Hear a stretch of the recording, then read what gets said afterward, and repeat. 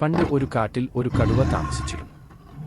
ഒരു ദിവസം കടുവ വിശന്നു വലഞ്ഞു കാട്ടിൽ ചുറ്റിത്തിരിയുമ്പോൾ ഒരു പശു മേയുന്നത് കണ്ടു. കടുവ ഉടനെ പശുവിന്റെ അടുത്തേക്ക് പോയി അതിനെ തിന്നാൻ തയ്യാറായി. അപ്പോഴാണ് പശു കടുവയെ കണ്ടത്. "ഓ കടുവ രാജാവേ, ഞാൻ ഒരു പശുക്കുട്ടിയെ പ്രസവിച്ചു. എന്റെ കുഞ്ഞ് ഇപ്പോഴും പാൽ കുടിക്കുന്നുണ്ട്. രാവിലെ പാൽ കൃത്യമായി കൊടുക്കാതെ ഞാൻ മേയാൻ വന്നതാണ്. അത് എനിക്ക് പാൽ കുടിക്കാൻ വേണ്ടി കാത്തിരിക്കുകയാണ്. തീർച്ചയായും ഞാൻ എന്റെ കുഞ്ഞിന് പാൽ കൊടുത്തിട്ട് തിരിച്ചുവരും. ഞാൻ തിരിച്ചുവന്ന് നിങ്ങളുടെ ഭക്ഷണമാകും," അവൾ കടുവയോട് യാചിച്ചു. അപ്പോൾ കടുവ പറഞ്ഞു, "ശരി, എനിക്ക് വിശക്കുന്നു. പക്ഷേ നിന്നോടുള്ള സഹതാപം കൊണ്ടാണ് ഞാൻ നിനക്കൊരു അവസരം തരുന്നത്. പോയി വേഗം വാ." പശു ഉടനെ തന്റെ കുടിലെ തന്റെ പശുക്കിടാവിന്റെ അടുത്തേക്ക് പോയി വയറുനിറയെ ഭക്ഷണം കൊടുത്തു. അതിനെ നല്ല പെരുമാറ്റം പഠിപ്പിച്ച ശേഷം അവൾ കാട്ടിലെ കടുവയുടെ സ്ഥലത്തേക്ക് മടങ്ങി. പശു തന്റെ വാക്ക് സത്യസന്ധമായി പാലിച്ചതിലും ജീവൻ ബലിയർപ്പിക്കാതെ മടങ്ങിയതിലും കടുവ സന്തോഷിച്ചു. "എനിക്ക് വളരെ വിശക്കുന്നു, പക്ഷേ നിങ്ങളുടെ സത്യസന്ധതയ്ക്ക് ഞാൻ നന്ദിയുള്ളവനാണ്. നിങ്ങളെ തിന്നുകയില്ല," അവൾ പശുവിനെ തനിച്ചാക്കി പറഞ്ഞു. "പോയി നിങ്ങളുടെ കുട്ടിയുമായി സുഖമായി ജീവിക്കൂ."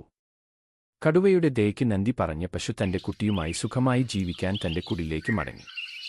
കഥയുടെ ഗുണപാഠം: നമ്മുടെ സത്യസന്ധത എപ്പോഴാണ് നമ്മെ രക്ഷിക്കുക. The Fox and the Grapes. അനഗനാഗ വനത്തിൽ ഒരു കുറുക്കൻ താമസിച്ചിരുന്നു.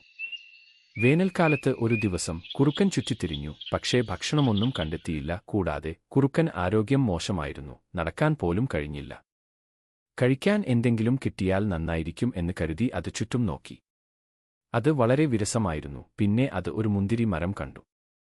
മുന്തിരിങ്ങ കണ്ടപ്പോൾ കുറുക്കന്റെ വായിൽ വെള്ളമൂറി. എങ്ങനെയെങ്കിലും മധുരമുള്ള മുന്തിരിങ്ങ കഴിച്ച് വയറു നിറയ്ക്കണമെന്ന് കരുതി അവൾ മുന്തിരി മരത്തിന്റെ അടുത്തേക്ക് പോയി. മുന്തിരിപ്പഴം വളരെ ഉയരത്തിലായിരുന്നു. അത് പറന്നുയർന്ന് അവ എടുക്കാൻ ശ്രമിച്ചു, പക്ഷേ അതിന് മുന്തിരിപ്പഴം എടുക്കാൻ കഴിഞ്ഞില്ല. അത് വീണ്ടും വീണ്ടും ശ്രമിച്ചു. കുറുക്കൻ താഴെ വീഴുന്നതുവരെ അത് പറന്നു. പക്ഷേ മുന്തിരിപ്പഴം ലഭ്യമായിരുന്നില്ല. അപ്പോൾ കുറുക്കൻ സ്വയം ചിന്തിച്ചു, "ഈ മുന്തിരിപ്പഴങ്ങൾ വളരെ പൊളിച്ചതാണ്. ഈ പൊളിച്ച മുന്തിരിപ്പഴം കഴിച്ച് എന്റെ വായ നശിപ്പിക്കുന്നതിനു പകരം എനിക്ക് കഴിക്കാൻ വേറെ എന്തെങ്കിലും കണ്ടെത്താനാകുന്നില്ലേ?" അവിടെ നിന്ന് നടന്നു നീങ്ങി. കഥയുടെ ഗുണപാഠം: ശ്രമിക്കൂ, പക്ഷേ നിരാശപ്പെടരുത്.